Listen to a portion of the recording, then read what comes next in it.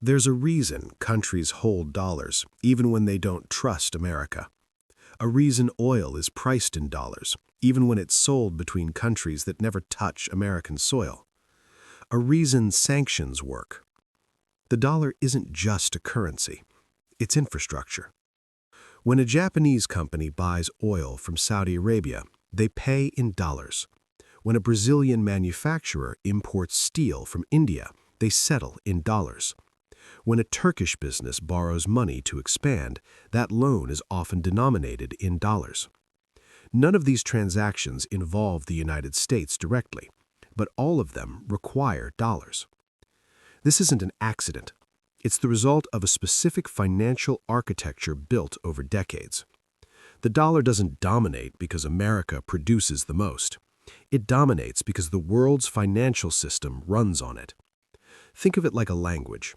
English became the language of international aviation not because it's objectively better, but because pilots and controllers needed one common standard. Once established, the cost of switching became enormous. The dollar works the same way. In 1944, representatives from 44 countries met in Bretton Woods, New Hampshire. World War II was ending. The global economy was shattered. They needed a new system. The solution was simple. Currencies would be pegged to the dollar would be pegged to gold. At the time, the United States held most of the world's gold reserves, so this made practical sense. But the real advantage wasn't gold, it was stability.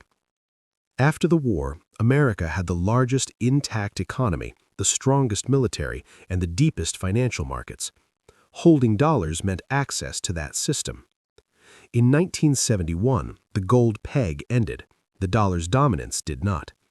By then, the infrastructure was already in place. Central banks held dollar reserves.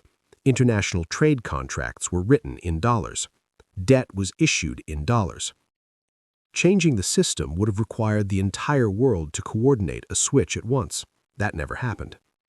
The dollar remains dominant because of three reinforcing forces. First, depth.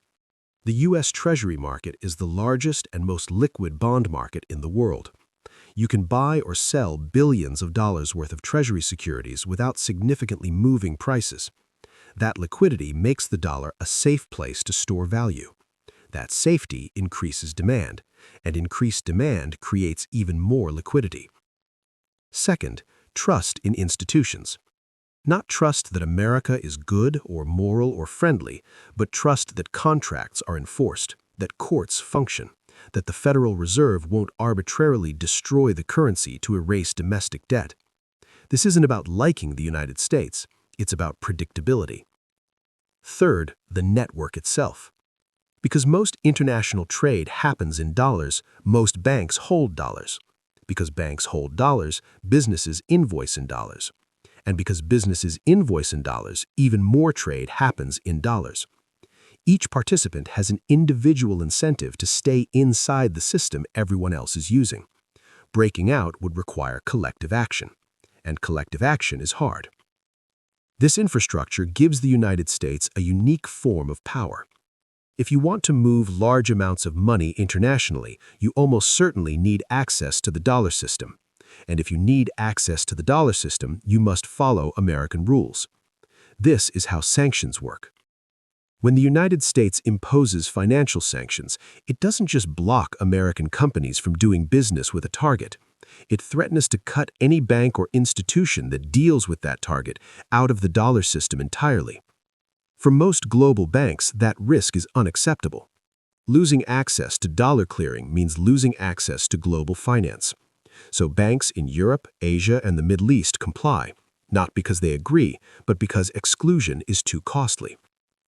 This power has limits. Overuse creates resentment, and resentment creates motivation to build alternatives. So far, none have matched the dollar's scale or reliability. The euro was once expected to compete. It became the second most held reserve currency used across a massive economic bloc. But the Eurozone isn't a single country. It's a collection of governments with different fiscal policies and political priorities. During crises, investors fled to dollars, not euros. That memory still shapes behavior. China has pushed for the yuan to play a larger role.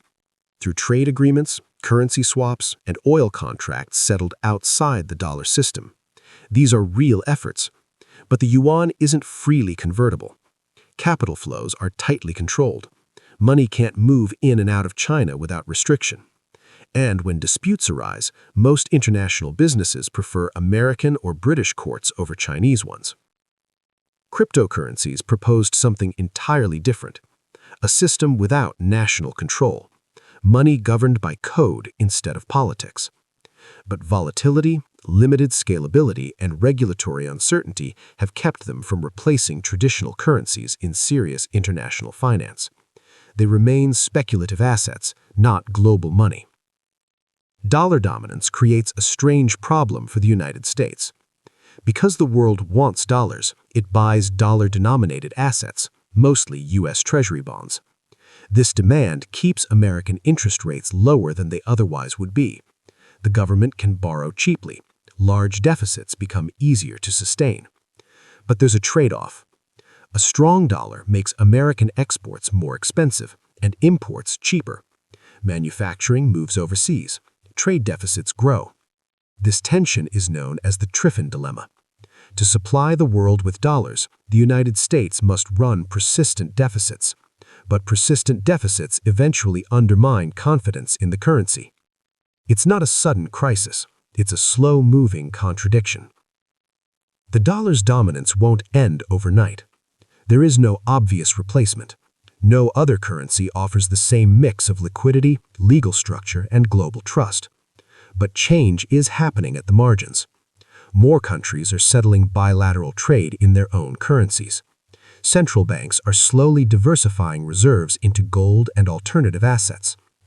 Digital currencies issued by central banks could eventually create payment systems that bypass the dollar entirely. These shifts are gradual, but gradual changes over decades reshape global systems. The real question isn't whether the dollar will collapse, it's whether its dominance will slowly erode, giving way to a more fragmented financial world. A world with regional currencies, competing payment networks, less efficiency in some ways, but also less dependence on a single nation's decisions. The dollar's dominance is not a law of nature. It's the product of history, institutions, and network effects. It persists because changing it requires coordination that hasn't happened. But systems built over decades can shift over decades. And when the infrastructure behind the dollar changes, the global balance of power changes with it.